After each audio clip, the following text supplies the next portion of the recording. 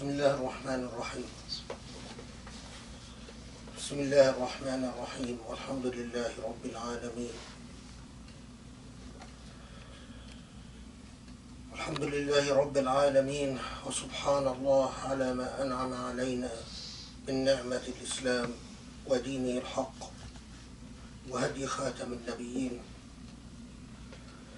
ونصلي ونسلم ونبارك على محمد وعلى آله وأصحابه ومن اتبعه بإحسان إلى يوم الدين. We start in the name of Allah, the most compassionate, the most merciful, who has gifted us with the gift of Islam, the faith of the prophets, the faith of the prophets from the time of Adam to the seal of the prophets Muhammad والسلام, and the faith of monotheism and the truth about God, the eternal, the primordial. And we pray for peace and blessings for the Prophet Muhammad والسلام.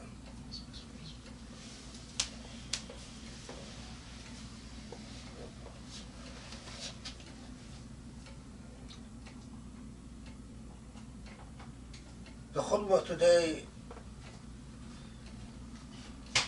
is by definition, by necessity, a sad one for me.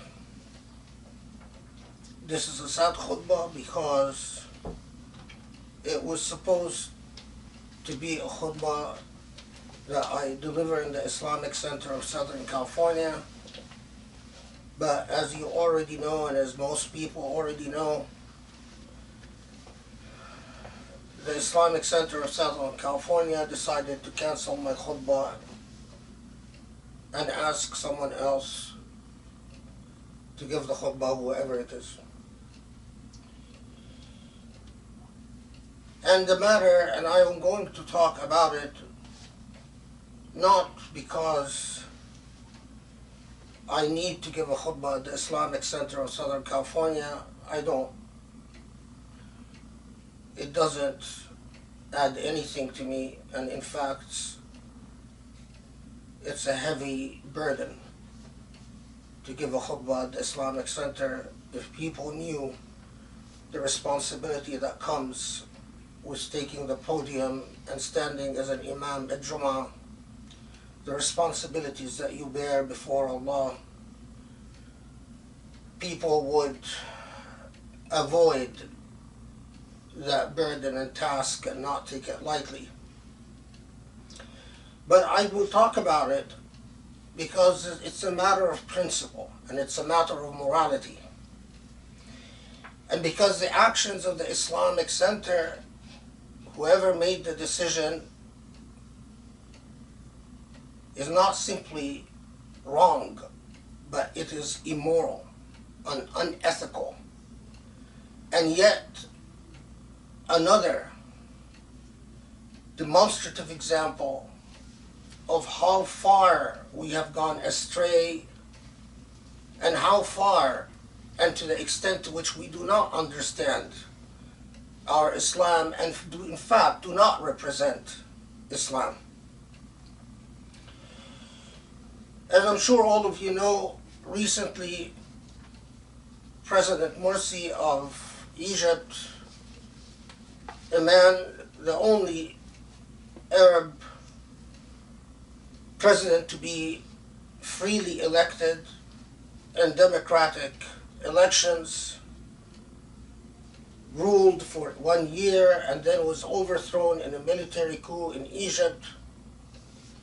A military coup that everyone by now knows was thoroughly supported by Saudi Arabia and the Emirates, the same two countries that have supported counter-revolutions and supported dictatorships and reactionary governments in Libya and Yemen and Sudan and Syria supported a counter-revolution against Morsi, overthrew Morsi, and a dictatorship came to power under the government of Abdel Fattah al-Sisi in Egypt. And Morsi remained in prison in solitary confinement for 6 years and then recently passed away. And upon hearing that he died in prison, and I will talk about that in a little bit, to put you in the full picture, I sent the following, or actually Grace, my wife, sent the following text to Asim, the Imam of the Islamic Center of Southern California.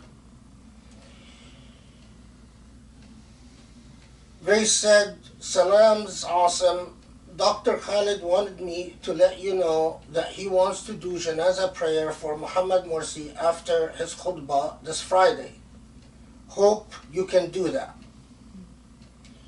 Asim, the Imam, responded saying, "I need to communicate with the religious committee. I will get back to you, inshallah." Later on, Asim, the Imam, responded to Grace. They, meaning the religious committee, said that we will not involve the Islamic Center in foreign politics, and they are kindly asking that the khutbah, which I was supposed to give today, should not also related, of course he means be related, to foreign politics. To this I responded, Grace writing for me, "Salam, Asim. This is from Dr. Khaled. I hate to put you in the middle, but please kindly inform the religion committee that I'm referring to me here, I will speak my conscience as I always do. I don't speak for the Islamic Center, I speak only for my conscience. I have made this amply clear in all my khutbahs. If they have a problem with this, they can find another khatib. Please kindly inform me if I'm still going to give the khutbah this Jumu'ah." Asim eventually responded to Grace saying,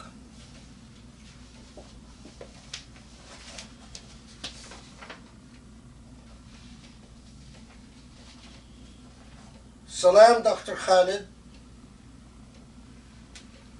I pray that everything is fine with you. I had a conference call with the religious committee about the subject. We certainly understand that you feel compelled to speak your conscience, and we respect that very much, as well as your scholarship.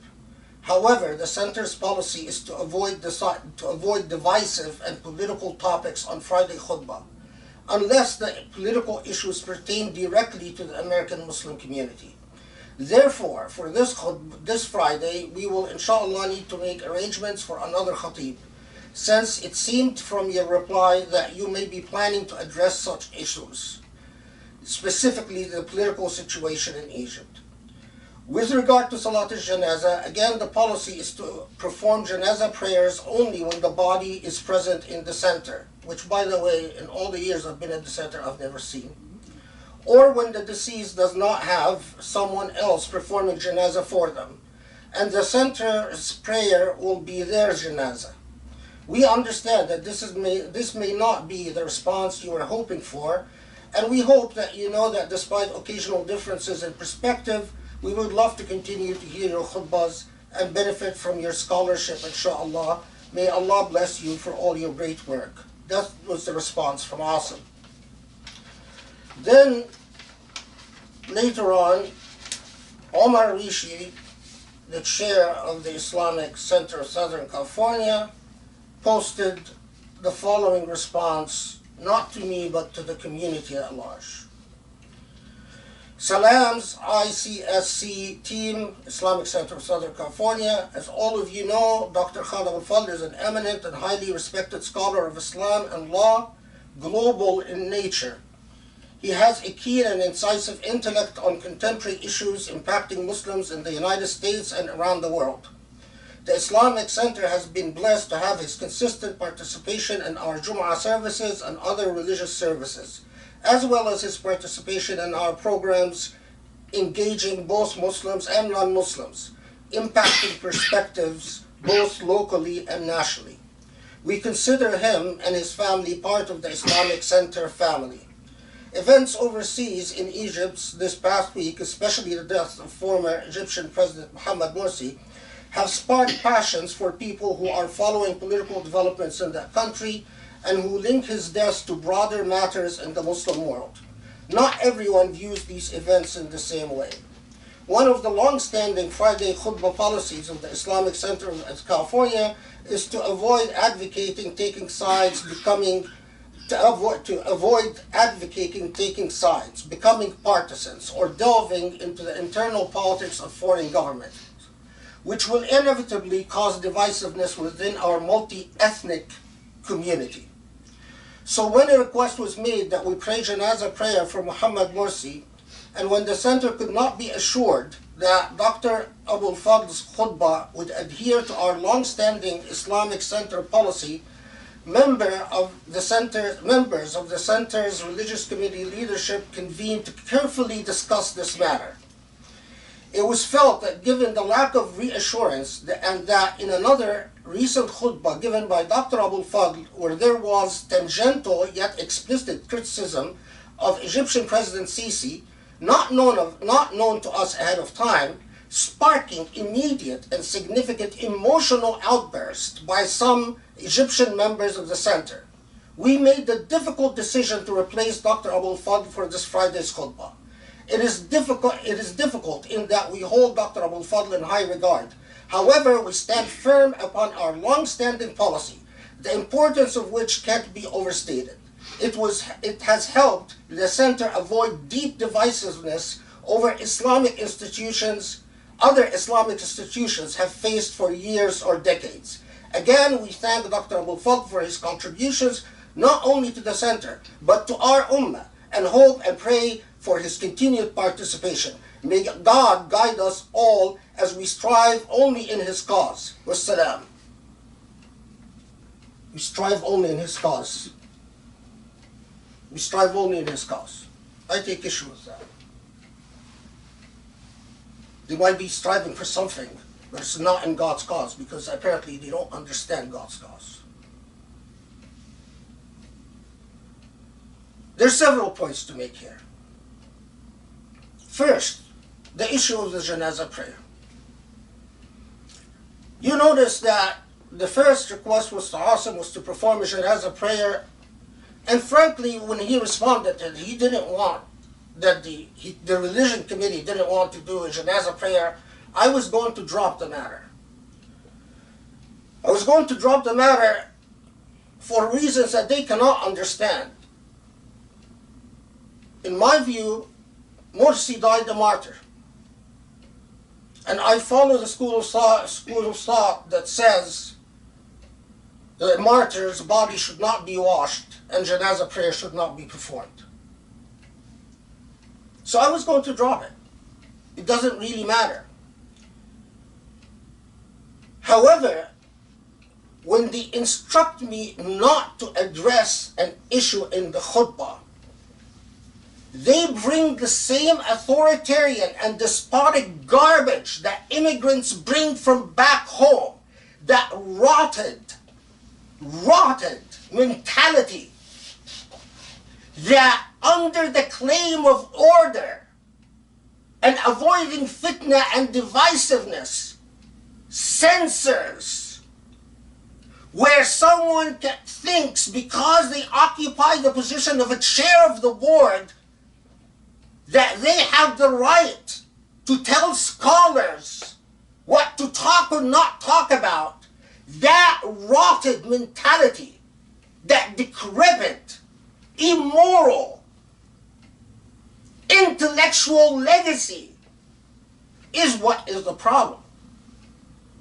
When they tell me kindly do not address these issues, that's where I draw the line. There is a matter of order here. You invite a khatib not because that khatib is your friend, not because you like the khatib or that khatib is popular.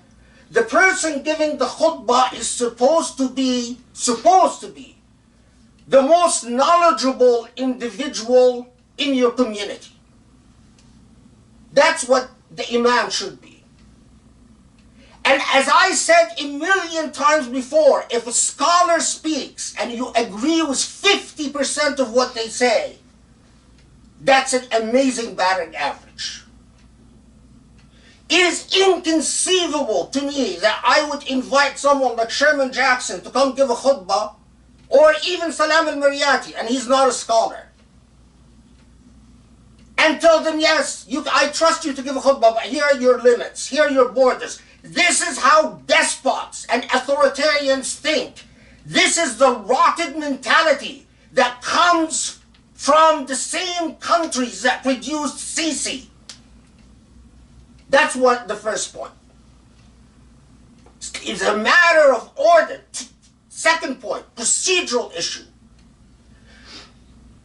The rules about janaza and the long-standing policy of the Islamic Center is very typical of all authoritarian and despotic Islamic institutions, not just in the United States, but around the world.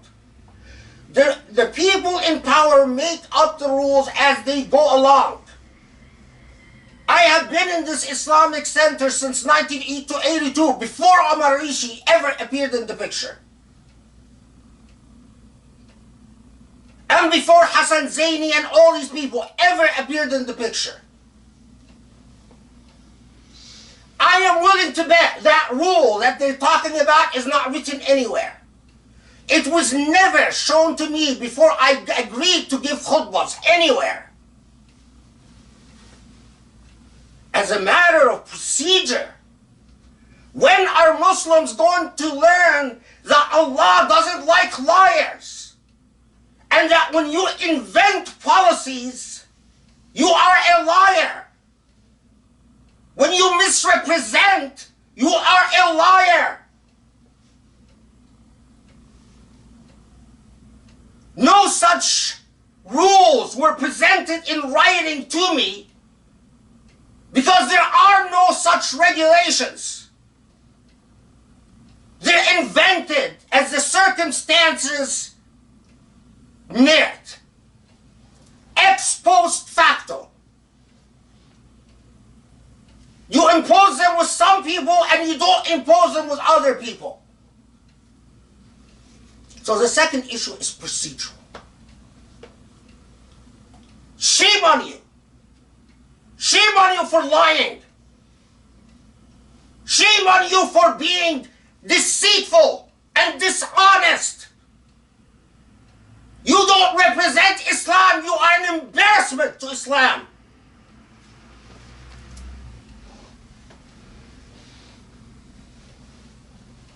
Third,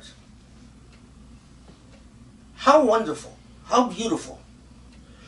We don't talk about decisive issues. Regardless of moral considerations, regardless of ethical considerations, regardless of Sharia considerations, we don't talk about decisive issues. Who decides what's decisive? Who decides what's decisive? The chair? The religion committee? Who's in the religion committee? What are their qualifications? Where did they study? What degrees do they have? Religion committee? What religion committee?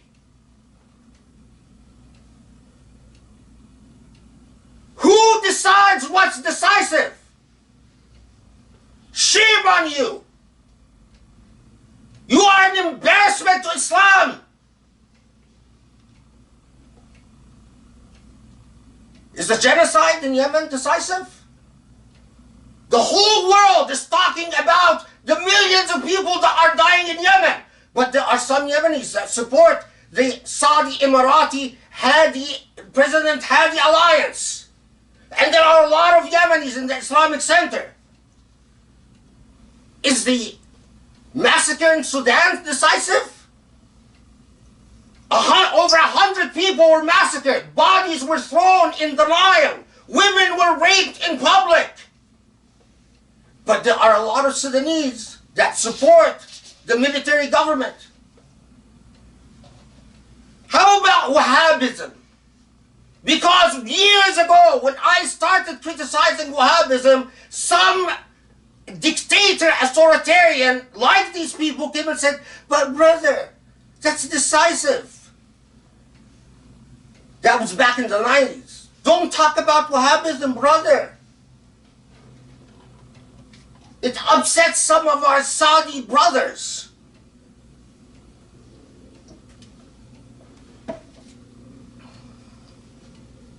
How about MBS?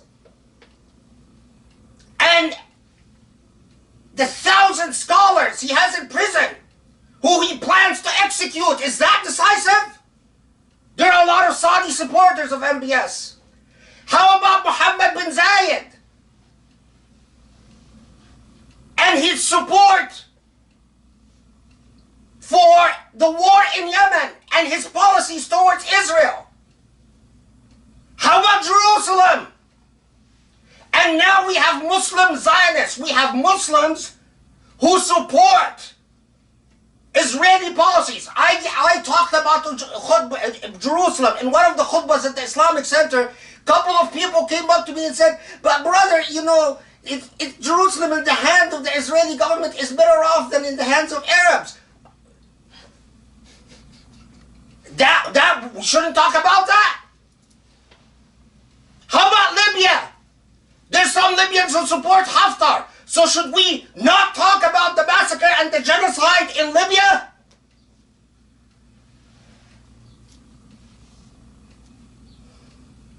How about the genocide against the Rohingyas? Are there Muslims who cooperate with the government of Burma? Yes, there are. But there is a genocide against the Rohingyas. Just because a few Muslims in the community might project, then that would make you shut up. How about the concentration camps for the Muslims in China? There are a lot of Muslims who actually think that it's better to cooperate with the Chinese government and not to raise the issue of concentration camps because, you know, the Chinese have other good policies towards other Muslims, so we shouldn't really talk about the concentration camps. For example, all the Muslim organizations that have agreed to visit China and work with China in a variety of ways.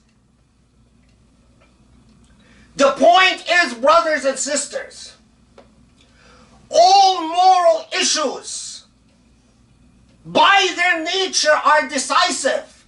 Allah himself is decisive. Muhammad is decisive. Morality is decisive. Ethics is decisive. Because there will always be people on the side of what is moral, and there will always be people who do not like what is moral. So, give me a break. The arrogance, the authoritarianism. But there's another point. Transparency. I have made it very clear, repeatedly in my khutbahs. If you have a problem with anything I say, don't talk to the people in the Islamic Center, come talk to me. Because I am responsible for what I say. No time people have come up to me and objected to what I said about Saudi Arabia and MBS. People have come to me and objected about what I said about Israel.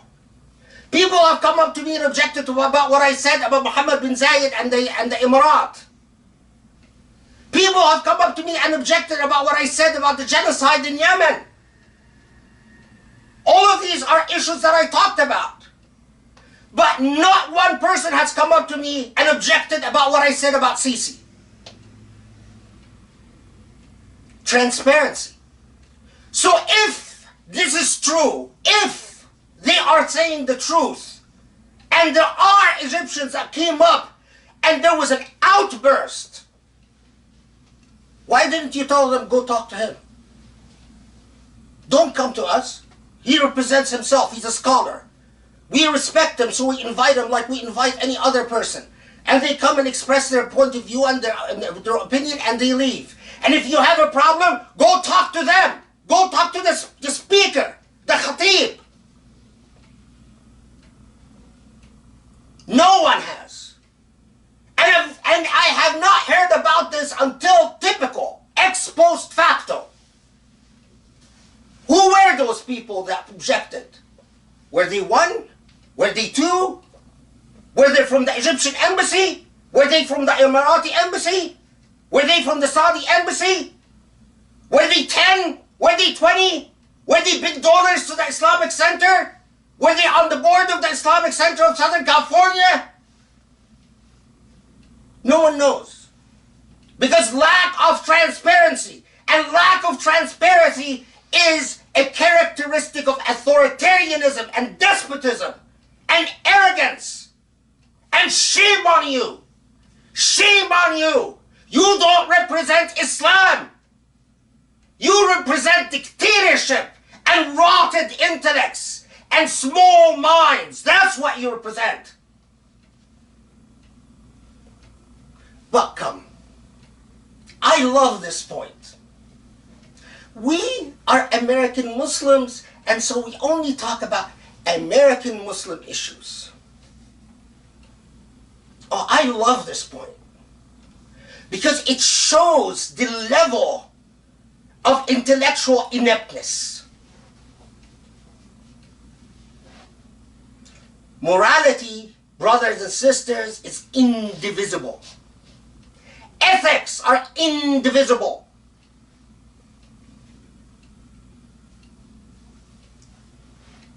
We live in the United States. The United States of America is involved in everything. The United States of America is involved in Libya, is involved in Yemen, is involved in Israel, is involved in Palestine, is involved in Pakistan, is involved in Sudan, is involved everywhere. So when we talk about something like Egypt, we are talking about an American affair. Get your brain out of the gutter. We are talking about an American affair because we are involved in everything. And what Allah said, تَأْمُرُونَ بِالْمَعْرُوفِ and تَنْهَوْنَ عَنِ الْمُنْكَرِ, enjoin the good, call for what is good. He didn't tell us call for what is good between your limited national boundaries. The reason I talk about Sisi or MBS or Mohammed bin Zayed, because without us Americans, there would be no Sisi, there wouldn't be no MBS, and there would be no Mohammed bin Zayed. So I am talking about an American affair, a completely American affair.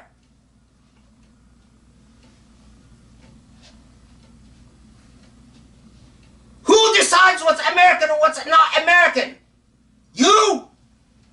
Your religion committee, whoever they are? Regardless of their qualifications? Regardless of their depth or knowledge? Or even their intelligence? Shame on you! We support Sisi with billions of dollars. We support MBS. We support Mohammed bin Zayed. And you come and tell me, talk about an American affairs. Where are your tax dollars going? When I talk about where my money is being spent, as a taxpayer, you come and tell me that's not an American affair?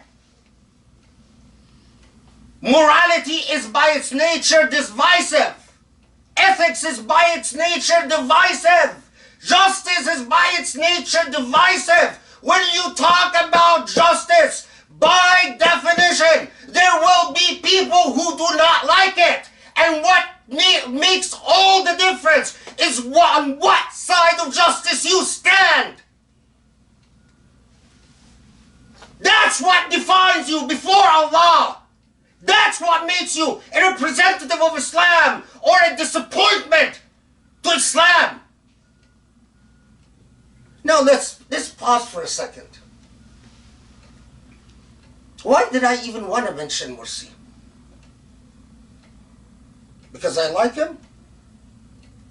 Because I support him? Because I think his government was wonderful? None of the above. Because I want him to be president? No. I wanted to talk about Morsi for the same reason that Human Rights Watch, who I work with, talked about Morsi. For the same reason that Amnesty International talked about Morsi.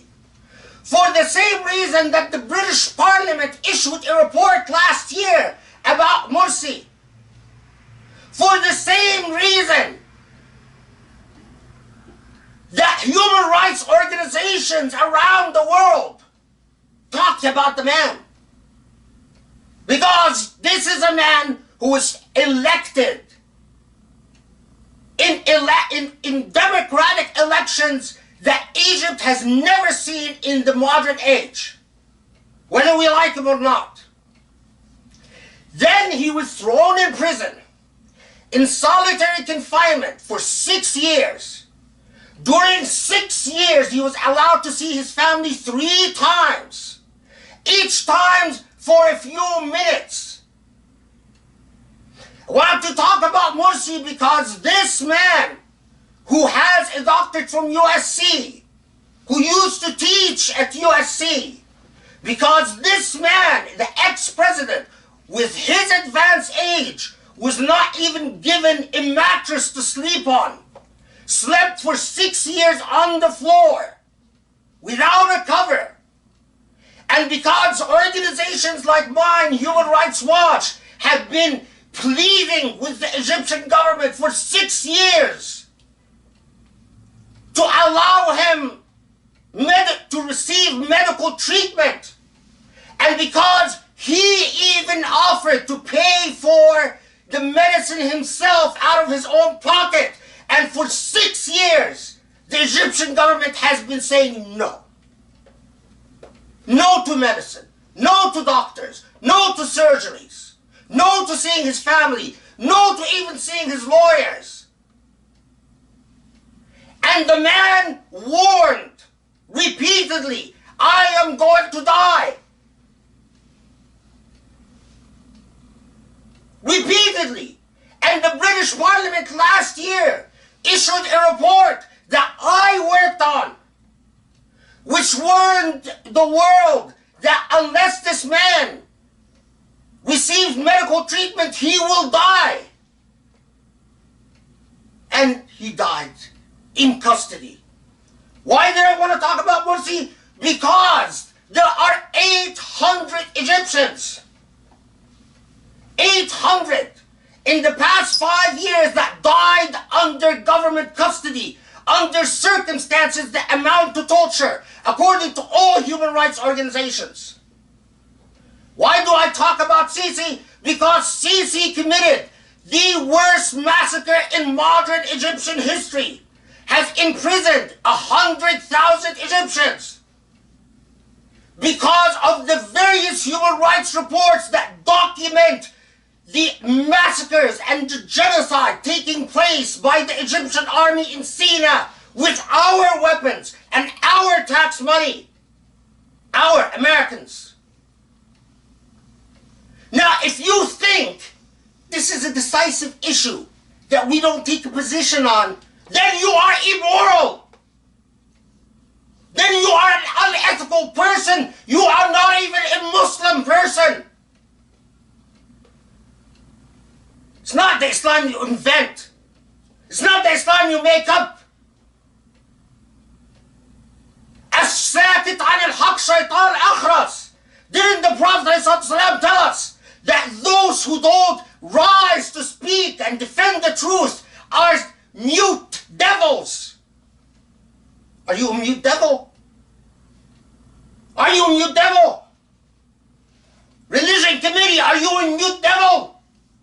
Omar Ishi, are you a mute devil? Board of the Islamic Center of Southern California, are you mute devils? Why is it that human rights organizations rise up to stand by principle and justice, and you Muslims always fail morality, always fail ethics, always fail human rights?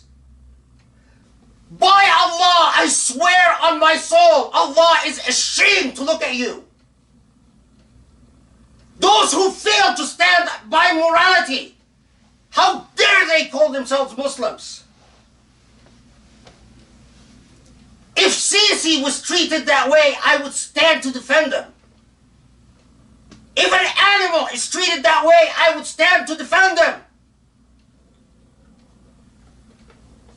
Because morality cannot be divided and separated. Morality is morality. In the same way that human rights are human rights. How many times I've said I dream of an Islam where Muslims clearly align themselves with human rights issues. Is there a human rights violation? This is where we stand. Against it. Simple. But that's not where Islam is. So if you idiots came up to you saying that we don't want Sisi to be named, then you should look at them and say, go read his human rights record and shame on you. That's what your response should be. Shame on you for supporting a dictator. Shame on you for supporting someone who has massacred thousands of innocent souls, who uses torture on a regular basis. This is not... If you're going to censor, talk about Sisi and Morsi, then you should censor talk about Yemen, about Sudan, about Libya, about Saudi Arabia, about the Emirat. You should, about China, about Burma. You should censor talk about everything. And then you know what will happen? We will come together, and like nice boys and girls, we'll talk about Salah, and we'll talk about Saum, and we'll talk about justice in generalities without any applied examples. Because the Islamic Center of Southern California will not even take position when LAPD abuses blacks or Latinos and Hispanics. Will not even take a position about that. So we won't even talk about that. And then you know what? Your kids will tell you you and your Islam can go to hell. Because it doesn't earn the respect. Then anyone that goes and follows you after that is a silent devil, is a shaitan akhras, as the Prophet ﷺ described. وَاسْتَغْفِرُوا اللَّهَ يَسْتَجِبْ لَكُمْ. بسم الله الرحمن الرحيم الحمد لله رب العالمين والصلاة والسلام على محمد خاتم النبيين.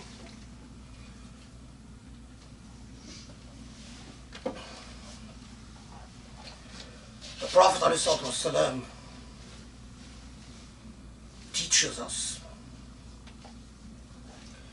إذا رأيتم أمتي كهاب الظالم أن تقول له أنك أنت ظالم فقد تودع منهم.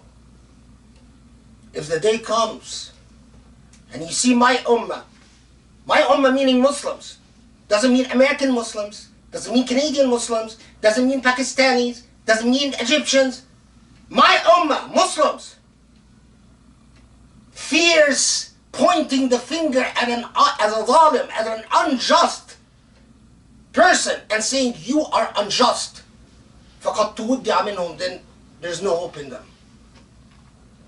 Then there's no hope in them. The Prophet ﷺ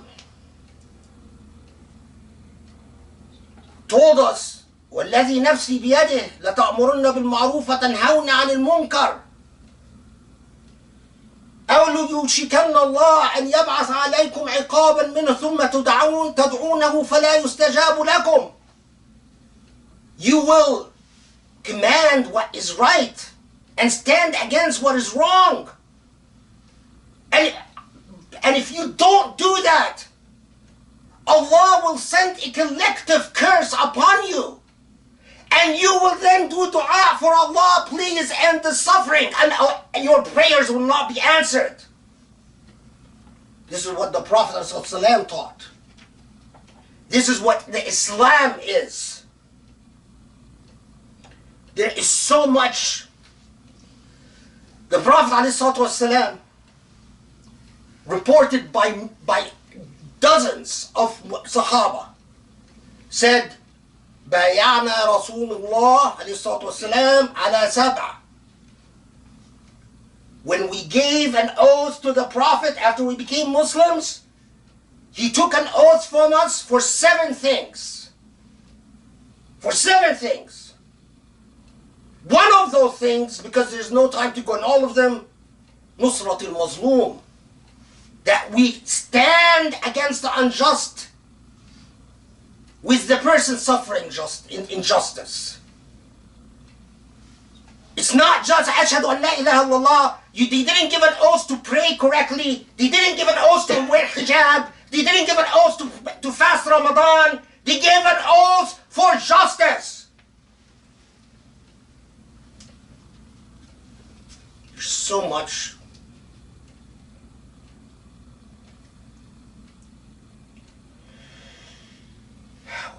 ولتأخذوا على يد الظالم فتقطروه على الحق أطرا ولا تقصرنه على الحق قصرا أو لا يضربن الله بقلوب بعضكم على بعض ثم ليلعنكم كما لعنهم. It's either, this is again from the Prophet ﷺ, it is either you confront the unjust and you stand up against the unjust and you force the unjust to end his injustice or her injustice, either, or Allah will drown you in a la'na, in a curse. Our Islam is not about appeasing the pro-Sisi and anti-Sisi. Our Islam is about a principle. Not about salah, not about Sawm, not about Shahada, not about Hajj, not about marriage. It's about a principle. The principle is justice. You're a Muslim, you investigate what is just. And you stand by it. And if you don't have time to investigate, that's why scholars exist. You come to a Khaled Abou El Fadl who had done nothing in his life but study the philosophy of justice, and you come and say, teach us. We should learn from you. Not to arrogantly send letters saying, instead of sitting at your feet learning from you, out of respect for all the years of study, you say, no. People complained. So we don't want to hear from you anymore. Shame on you! I wouldn't treat years married to my wife. I've never, before any lecture, told her, you know what, but don't talk about this subject. I wouldn't dare. It's not my right. If my son would give a lecture, I can't imagine come and say, but don't talk about this because this embarrasses me. Who would give me that right? How dare you? Shame on you. And shame on all of those who don't see the shame that covers you from head to toe. You have killed our religion. When a man like Sisi murders people in Rabaa, murders people in Sina, throws 100,000 people in prison and tortures them, creates, executes hundreds of people, and tons of human rights reports, even the representative of the Human Rights Council. The Human Rights Council belonging to the UN condemned not only Sisi, but condemned the way Morsi was treated and killed. But we Muslims, no, the Human Rights Council can talk about it. Human Rights Watch can talk about it. Amnesty can talk about it. Jewish organizations can talk about it, and they did. But we Muslims, no, we don't want controversy. Who's your God? Popularity? The donors? Your friends? The money? What is it? We need transparency. It's not an honor. I am sad. I am sad.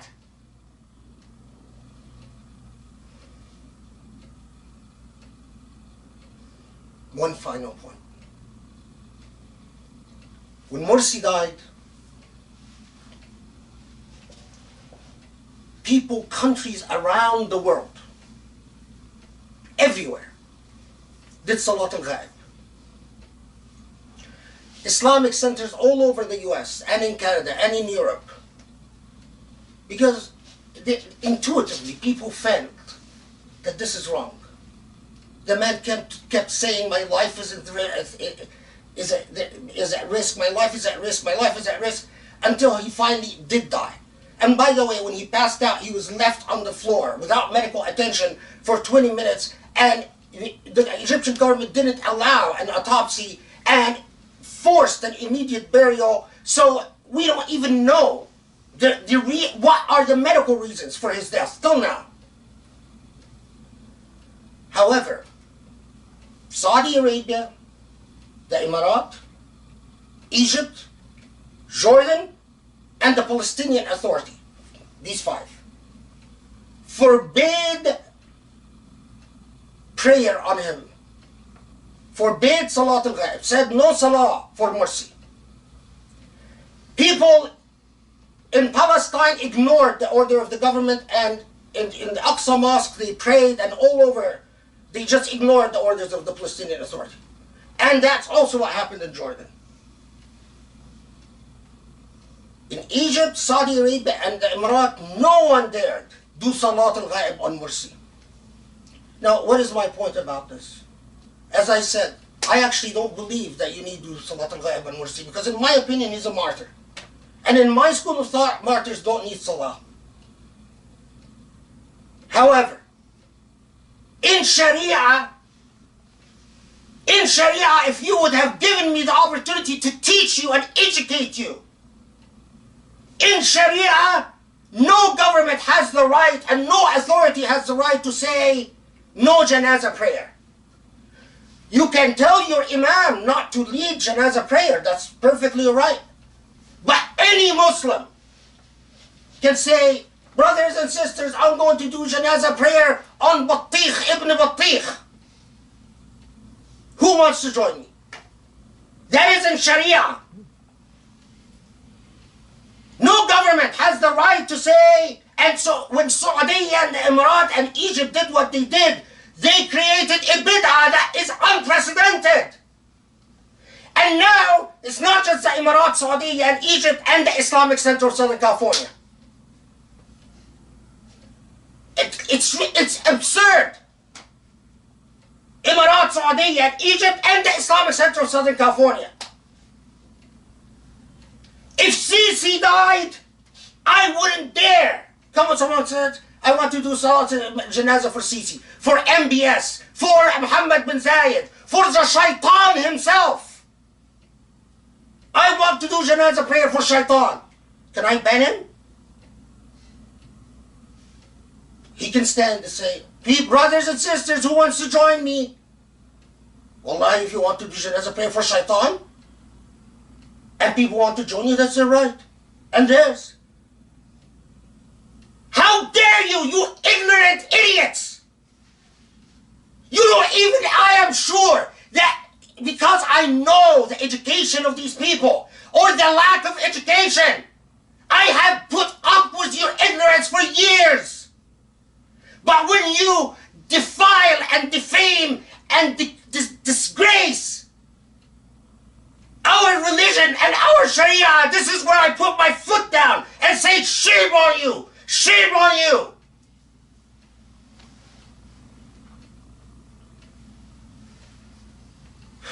لا حول ولا قوة إلا بالله. لا حول ولا قوة إلا بالله. حسبي الله ونعم الوكيل. حسبي الله ونعم الوكيل. حسبي الله ونعم الوكيل. حسبي الله ونعم الوكيل. اللهم اعف عنا. آمين. اللهم اغفر لنا. اللهم اهدنا لأقرب من هذا رشدا. آمين. اللهم اهدنا لأقرب من هذا رشدا. وأنر بصائرنا يا علي عظيم. Allah, light our hearts with the light of Islam. Allah, we beg of you, give us more knowledge and wisdom so we can see truth for what it is and justice for what it is, and stand by justice and defend it, because our iman is justice is your path, Ya Allah. This is what we are as Muslims. We are people who stand by justice, and if we are not, and if we don't, we are cursed and abandoned. Give us the strength to always stand by justice and see what is just, and what is true as true, and what is pure as pure. Ya Allah, inna fadna al-amr ilayk wa aqim as-salah.